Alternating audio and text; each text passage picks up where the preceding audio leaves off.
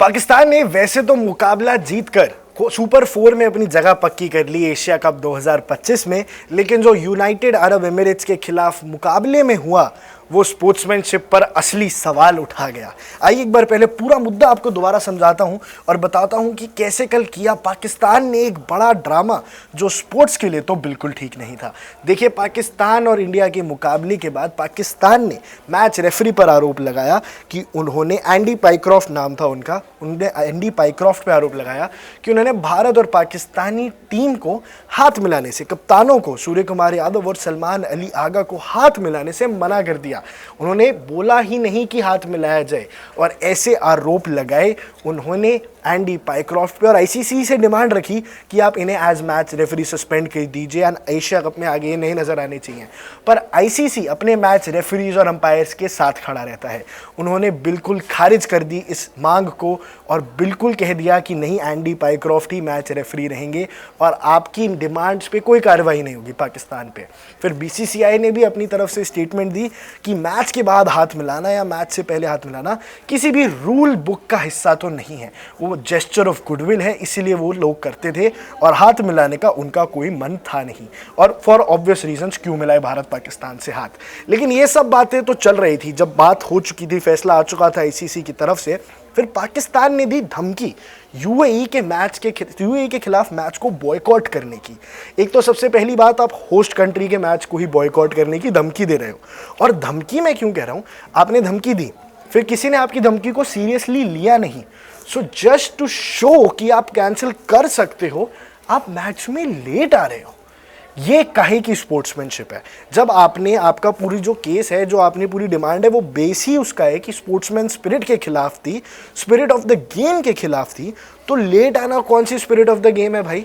वैसे तो पहले से ही स्पेकुलेशंस आ गई थी कि ये जो पाकिस्तान वर्सेस यूएई का मैच है, इसमें जो दबाव बनाया जा रहा है कि पाकिस्तान बॉयकॉट कर देगी, ये सिर्फ ज़बरदस्ती की बातें हैं, क्योंकि इससे $16 मिलियन का नुकसान हो जाता और वो नुकसान पाकिस्तान बर्दाश्त करने की हालत में है या नहीं, ये आप तो मुझसे भी बेहतर जानते हैं। $16 मिलियन का नुकसान बर्दाश्त कर सकते हैं वो। लेकिन ठीक है, आप या तो बॉयकॉट करते तो करते, नहीं आते खेलने, और अगर आ गए तो एटलीस्ट क्रिकेट की रिस्पेक्ट करके टाइम से आते।